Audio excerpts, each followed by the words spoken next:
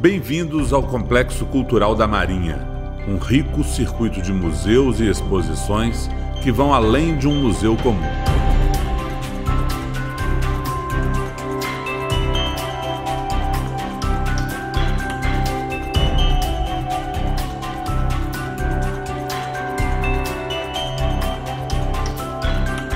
Você provavelmente imagina que verá barcos, submarinos, mapas, instrumentos. Mas aqui você também conhecerá a cultura de um país que nasceu e cresceu tendo o mar e o litoral como cenários principais.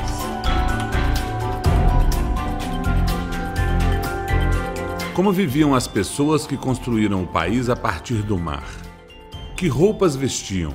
Como era a arquitetura? Como eram os navios? Conhecer o mar é redescobrir o Brasil. Desde as naus portuguesas até as plataformas de petróleo, a história do país passa por ele.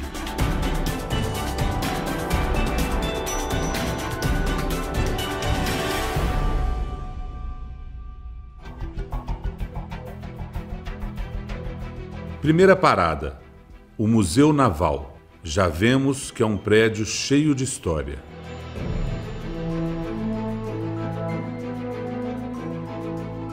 Situado na rua Dom Manuel, número 15, no centro do Rio de Janeiro, ao lado do Palácio Tiradentes e da Praça 15. Essa construção centenária é a sede da Diretoria do Patrimônio Histórico e Documentação da Marinha. Ou seja, é aqui que a Marinha do Brasil preserva a história do relacionamento do nosso país com o mar.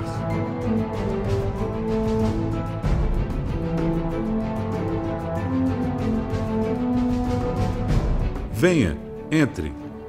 O primeiro andar é todo dedicado a uma exposição de longa duração intitulada O Poder Naval na Formação do Brasil.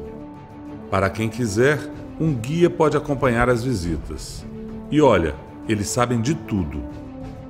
Essa exposição, que mostra o poder naval na formação do Brasil, ela tem uma característica interessante.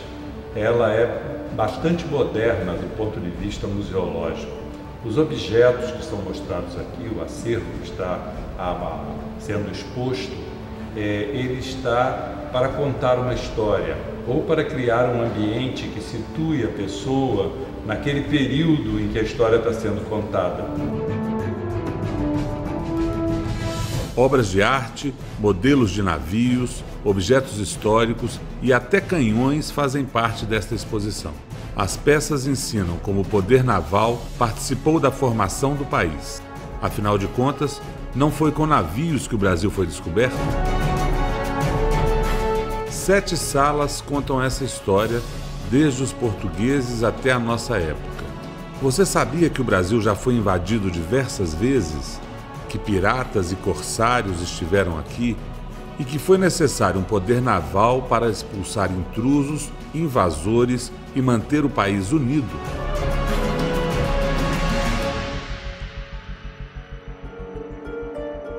Vamos descobrir mais, começando pela primeira sala, Rumo à Terra Pressentida. As grandes navegações transformaram o mar, que era um obstáculo entre terras, povos e culturas, em via de comunicação. Foi buscando rotas alternativas de comércio que descobriram um mundo maior do que pensavam, que do outro lado havia outras terras e entre elas uma que um dia se chamaria Brasil.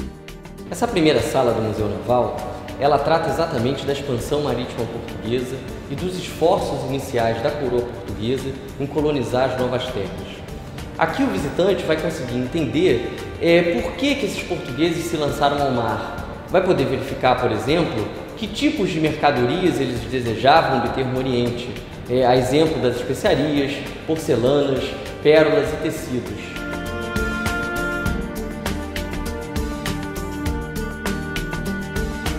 Sala 2. Intrusos e invasores. Porém, pelo mar também vieram invasores que teriam se estabelecido para sempre se forças navais não atuassem, projetando poder militar para defender o território.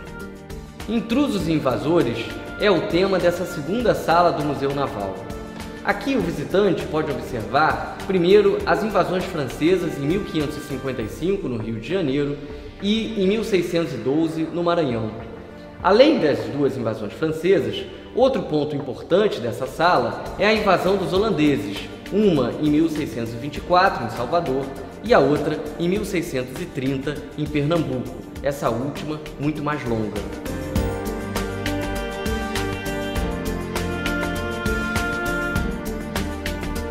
Sala 3. Expansão e independência. Naquela época, o perigo também estava na vizinhança. A coroa espanhola e a portuguesa viviam disputando fronteiras no sul da América. Em 1822, com a independência, foi criada a Marinha do Brasil. Ela foi de extrema importância para proteger e expandir o nosso país recém-nascido. O tema dessa terceira sala do Museu Naval é expansão, consolidação e independência. Num primeiro momento, a sala trata das ações dos portugueses para além da linha do Tratado de Tordesilhas e também das dificuldades da coroa portuguesa estabelecer e definir com os espanhóis os limites no sul. Fala-se também da chegada da família real portuguesa em 1808, em razão das invasões napoleônicas que ocorriam na Europa. A sala se encerra com as guerras de independência, que duraram de 1822 a 1824. Nessas guerras, houve a formação de uma marinha imperial que contou com a contratação de estrangeiros. Sala 4. O poder naval como instrumento da política nacional. A Marinha foi empregada como instrumento da política nacional, garantindo a integridade do território e atuando no Rio da Prata.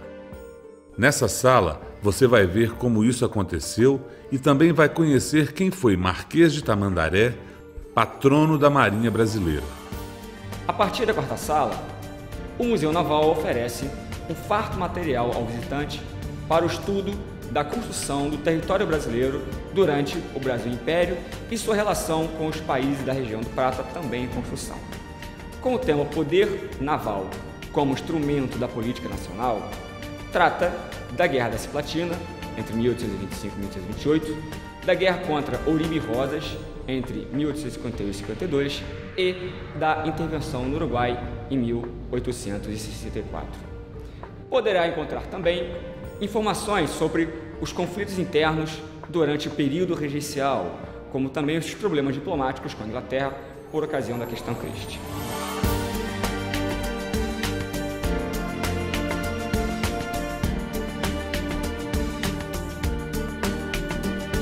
Salas 5 e 6. A Guerra da Tríplice Aliança contra o Paraguai. Essas duas salas contam a história do maior conflito da América do Sul, a Guerra da Tríplice Aliança contra o Paraguai. Fase em que a Marinha foi essencial.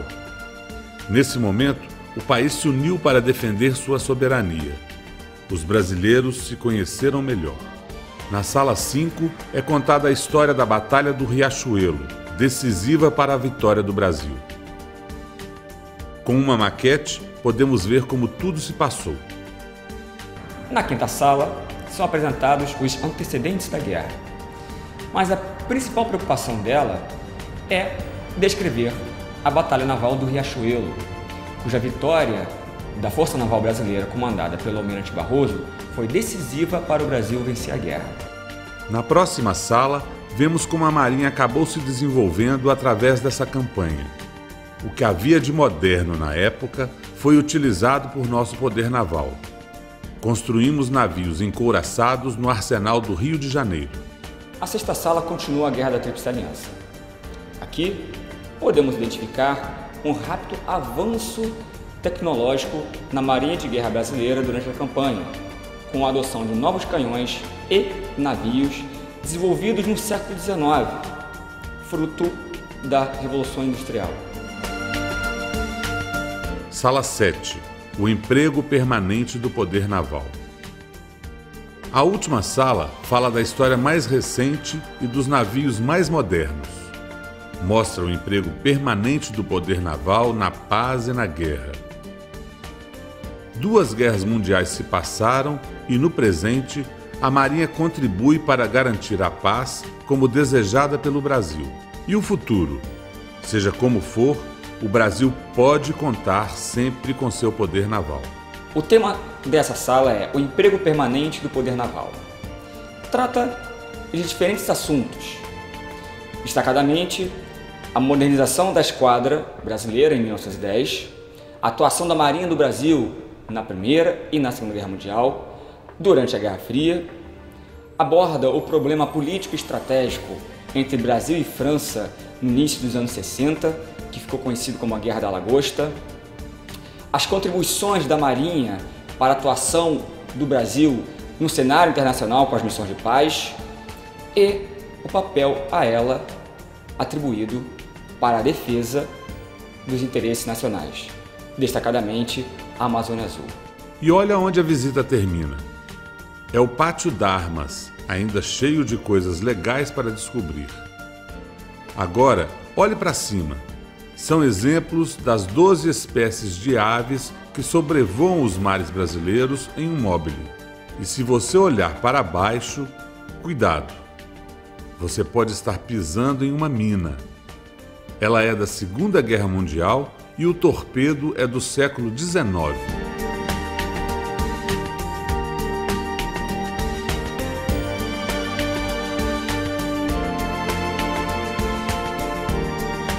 Com certeza você aprendeu muito aqui no Museu Naval. Viu que do mar dá para navegar por toda a história do Brasil?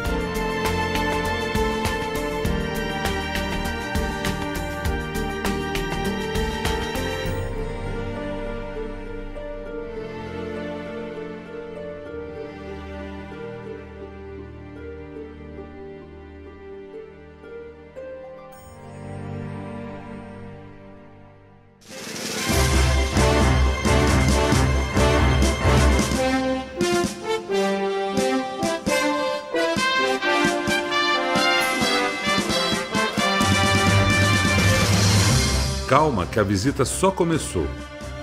Além do Museu Naval, o Complexo Cultural da Marinha é formado também por outros prédios. Todos eles abrigam uma série de exposições que ficam aqui por perto. E olha que ainda dá para visitar navios, um helicóptero e até um submarino de verdade. Logo ali na Praça 15 fica o Espaço Cultural da Marinha, onde dá para ver mais um pouco daquilo tudo que aprendemos no museu.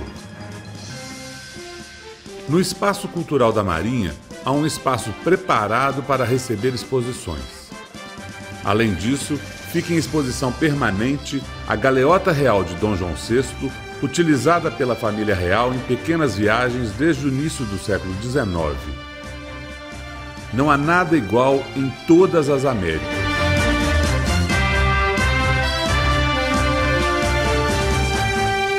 Aprender a história de perto é muito mais legal, não é mesmo? O modelo de nau dos descobrimentos é uma viagem no tempo inspirada nas embarcações que descobriram o Brasil. A gente pode sentir na pele como era a vida a bordo naquela época. Para conhecer de perto os meios de transporte que a Marinha usa hoje em dia, o melhor é poder entrar neles.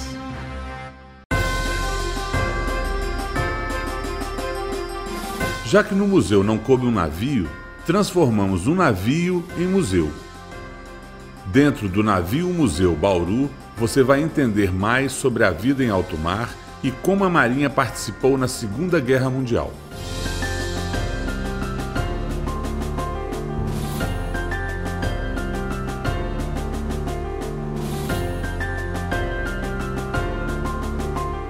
O helicóptero Rei do Mar é ideal para várias missões da Marinha, como detectar submarinos, manobras ofensivas e resgates. E ele também é um museu. Então, vamos entrar?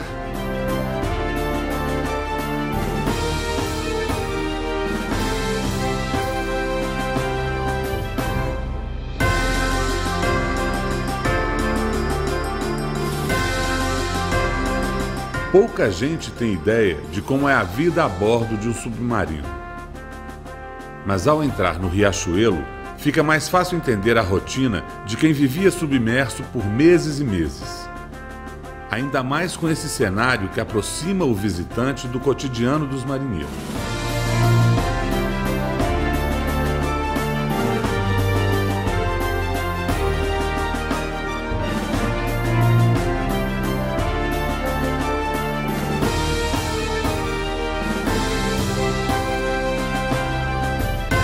O rebocador Laurindo Pita também é ao mesmo tempo museu e parte da história. Enquanto fazemos um passeio, descobrimos para que ele foi usado na Primeira Guerra Mundial.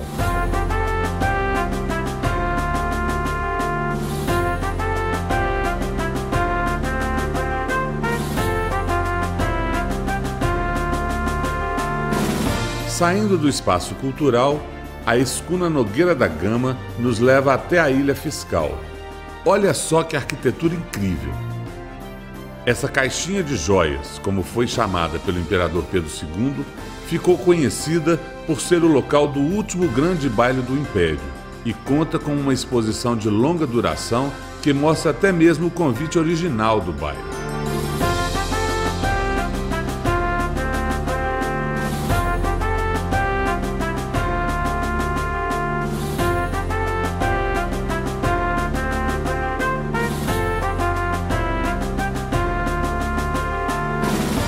Escolas são muito bem-vindas aqui. Há mais de 10 anos, o Complexo Cultural da Marinha recebe alunos para uma visita acompanhada por guias e cheia de curiosidades.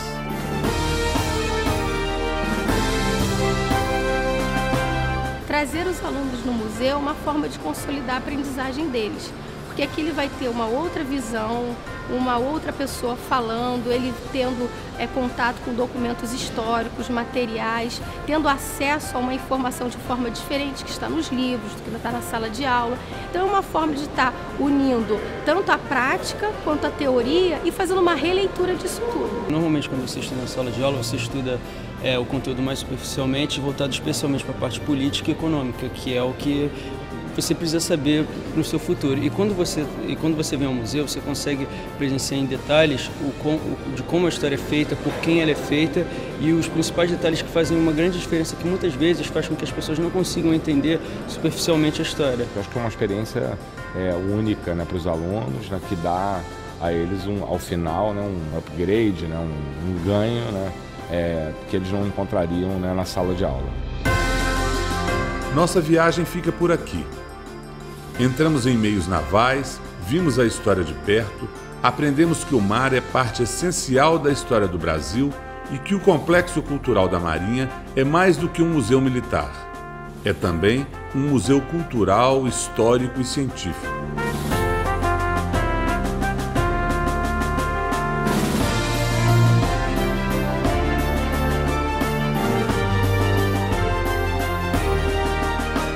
Portanto, agora que vocês tiveram a noção do Museu Naval, eu quero convidar todos para virem aqui visitar esse museu.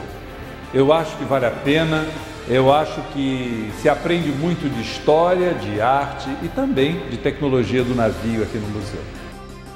Faça uma visita e descubra mais sobre seu país, suas origens, suas raízes. Entender e preservar a história é construir uma nação mais forte para o futuro. Espero você aqui. Até breve.